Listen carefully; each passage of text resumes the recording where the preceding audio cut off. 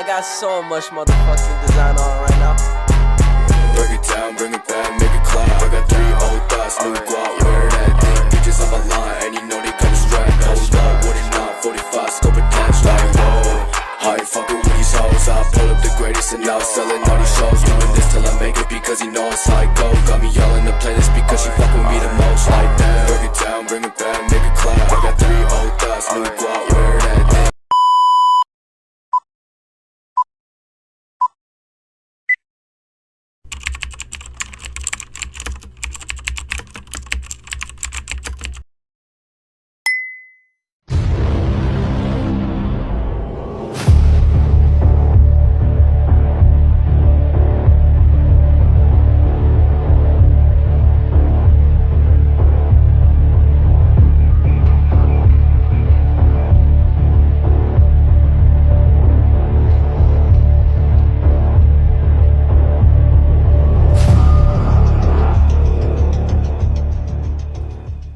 Pinjol lagi.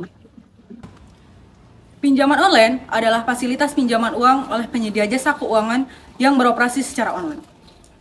Dengan berbagai kemudahan dalam mengakses berbagai informasi, kita juga bisa dengan mudah mengakses informasi mengenai pinjaman online. Cukup mengetik di situs internet, maka informasi mengenai pinjaman online akan bermunculan. Terkadang, trik-trik pinjaman online juga meresahkan masyarakat.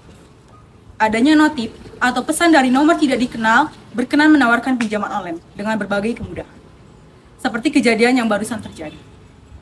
Kemudahan yang ditawarkan pinjaman online tidak semanis kenyataannya. Buktinya, banyak terjadi kasus pinjaman online di Indonesia, bahkan tidak jarang sampai menelan korban jiwa. Seperti beberapa kasus yang pernah terjadi di Indonesia yang terjerat kasus pinjaman online. Pemirsa, seorang pria di Ogan Komering Ulu, Sumatera Selatan diduga bunuh diri gara-gara terjerat pinjaman online. Korban juga diteror debt collector dan kerap mendapat orderan fiktif melalui ojek online. Bahkan teror berlanjut meski korban sudah meninggal dunia.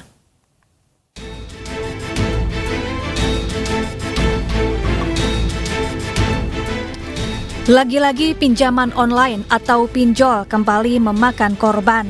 Baru-baru ini media sosial dihebohkan dengan cuitan akun X @rakyat_vs_pinjol yang menceritakan kisah tragis seorang nasabah pinjol. Pemilik akun berkisah sepupunya nekat mengakhiri hidupnya lantaran terlilit utang pinjol. Korban awalnya meminjam uang 9,4 juta rupiah ke perusahaan pinjol Ada Kami. Namun akibat tingginya bunga dan biaya administrasi, utangnya membengkak menjadi 19 juta rupiah. Korban juga mendapat teror dari debt collector hingga dipecat dari kantornya. Sementara korban harus menafkahi istri dan anaknya yang masih balita. Salah satu bentuk teror yang diterima korban yakni banyaknya pesanan fiktif melalui jasa ojek online. Mirisnya lagi, teror tetap berlanjut ke pihak keluarga dan kerabat, walau korban telah meninggal dunia. Polisi yang menyelidiki kasus ini menyebut korban berdomisili di Batu Raja, Ogan Komering Ulu, Sumatera Selatan. Jika perusahaan pinjol terbukti menggunakan jasa debt collector ilegal dan mengancam nasabahnya, maka akan ditindak. Guru honorer di Kabupaten Semarang, Jawa Tengah terjerat pinjaman online atau lebih dikenal dengan sebutan pinjol yang awalnya hanya 3 juta membengkak hingga ratusan juta rupiah. Awalnya pinjaman ini digunakan korban untuk membeli susu kedua anaknya yang masih balita. Kuasa hukum korban menyebut suami sang guru honorer yang bekerja serabutan membuatnya dan suami merasa perlu meminjam uang secara online untuk keperluan sehari-hari. 20 Maret lalu, korban meminjam uang sebesar 5 juta rupiah. Namun, hanya disetujui 3,7 juta rupiah dengan waktu pelunasan 7 hari. Saat pinjaman memasuki hari kelima, menurut kuasa hukum korban, pihak pinjol mulai meneror korban dan suaminya untuk segera melunasi pinjaman. Karena pinjaman tidak segera dilunasi, saat ini pinjaman korban membengkak hingga 200 juta lebih dan sempat dibayar 158 juta rupiah. Keberadaan pinjaman online ilegal atau yang sering kita sebut pinjol saat ini sedang marak-maraknya terjadi di tengah masyarakat. Aksesnya yang cukup mudah diberikan oleh para oknum untuk menjerat masyarakat supaya terperangkap dalam lilitan pinjol. Namun dengan bunga yang sangat besar, alih-alih membayar hutang, malah yang terbayarkan hanya bunganya saja, sehingga membuat hutang nyaris tidak bisa dilunasi.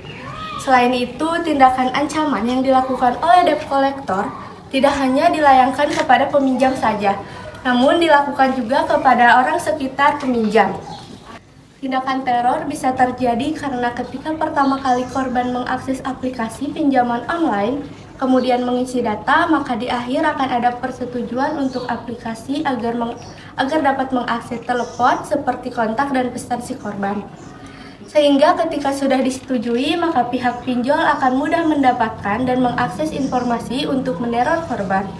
Bahkan orang-orang di sekitar yang tidak tahu menahu perihal hutang tersebut.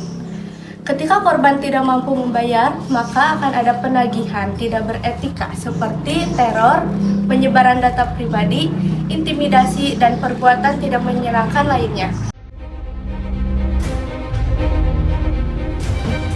Berbagai macam cara dilakukan pinjol ilegal untuk menjebak korbannya.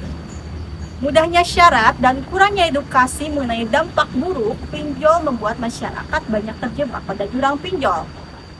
Permasalahan penagihan tidak beretika dengan cara penyebaran atau pencurian data pribadi, intimidasi, memberikan teror, bahkan ancaman dan perbuatan tidak menyenangkan lainnya saat ini mengakibatkan maraknya kasus depresi, bahkan bunuh diri banyak terdengar.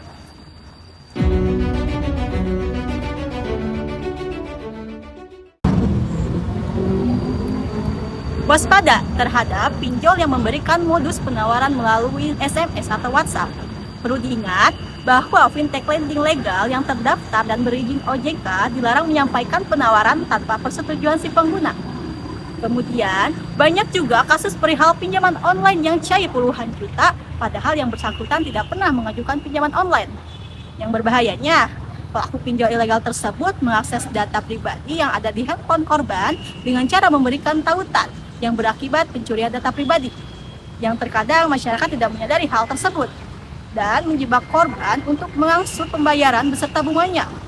Oleh karena itu, masyarakat diharapkan waspada ketika mengikuti tautan yang mencurigakan. Bila perlu, lakukan pemblokiran pada situs-situs yang dirasa mencurigakan. Selain itu, ada juga modus mereplika nama penyedia jasa keuangan legal seperti mencantumkan logo lembaga negara dan semacamnya, sehingga kita harus lebih teliti dalam melihat pemalsuan tersebut. Maka, waspadalah.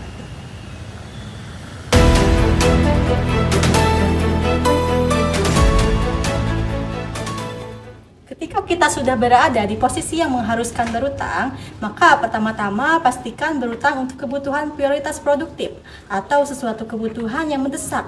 Pahami apakah berutang itu untuk sesuatu yang memang benar-benar kita butuhkan, dan pastikan bahwa cicilan dari bunga tidak melebihi 30-35% dari pendapatan dan tidak melebihi dari batas yang bisa kita bayar, sehingga mencegah terjadinya gagal bayar.